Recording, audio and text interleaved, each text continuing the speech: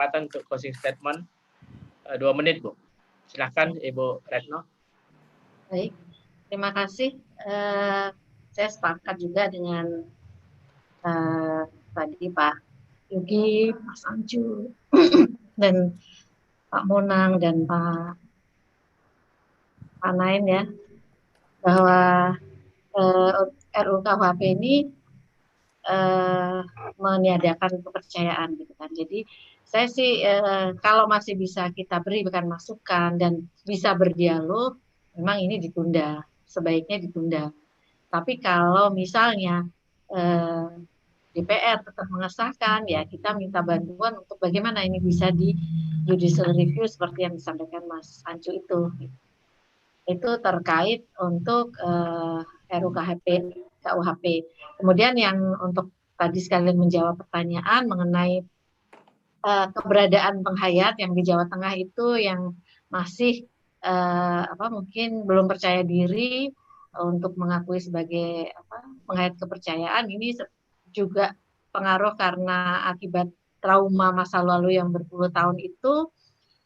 Yang pertama, yang kedua juga karena peniadaan yang selama berpuluh tahun itu juga kemudian terjadilah perkawinan-perkawinan campur yang itu amat sangat sulit untuk orang membuat mereka ayolah gitu.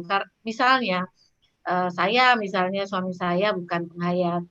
Kemudian karena sudah ada ini, saya bilang memang selama ini suami saya tidak masalah, misalnya saya menjalankan kepercayaan.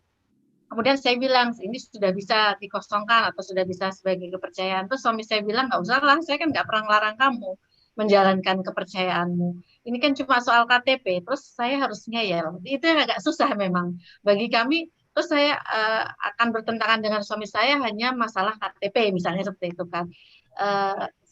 Itu juga masalah. Terus belum masalah kalau misalnya dia dengan menikah dengan Islam, misalnya beragama Islam beda. Kemudian ada hak waris, ada ini. Itu kan sulit banget kalau misalnya yang campur itu, perkawinan campur. Nah, padahal sebagian besar penghayat kepercayaan itu adalah pernikahannya pasti campur gitu. Jadi banyak juga yang sudah sesama penghayat, misalnya Pak Nain, Pak Engkus gitu ya, mungkin Pak Mona.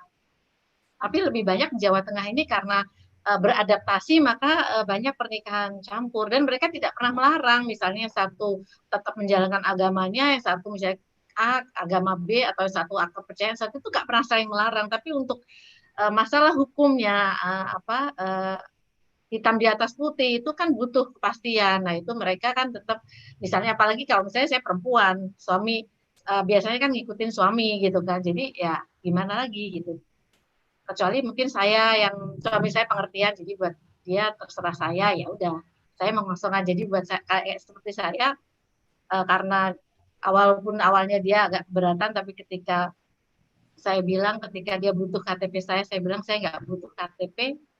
Ya udah akhirnya, karena dari awal memang sudah tahu dia saya penghayat gitu kan, jadi akhirnya dia mengizinkan saya bikin KTP kepercayaan gitu. Jadi itu kan mungkin 1000 banding 1, tapi itulah masalah-masalah di internet kita penghayat sehingga tidak cepat untuk penggantian KTP ini. Tapi kita harapannya sih, kami juga berharap teman-teman ini mau menjadi bagian dari perjuangan. Jadi menjadi bagian dari perjuangan adalah repot-repot ya, kayak seperti kita kan repot ngurus, ditanya ditanya aparatnya, mungkin dengan nada yang tidak enak, harus bawa undang-undang, harus bawa ini, itu mau repot gitu. Tapi jangan berhenti ketika harus repot. Nah itu memang nggak bisa langsung sih, memang harus pelan-pelan. Ya itu masalah kita lah itu. Jadi itu aja mungkin dari saya. Terima kasih. Terima kasih juga buat Pak Pendrat, Rahayu.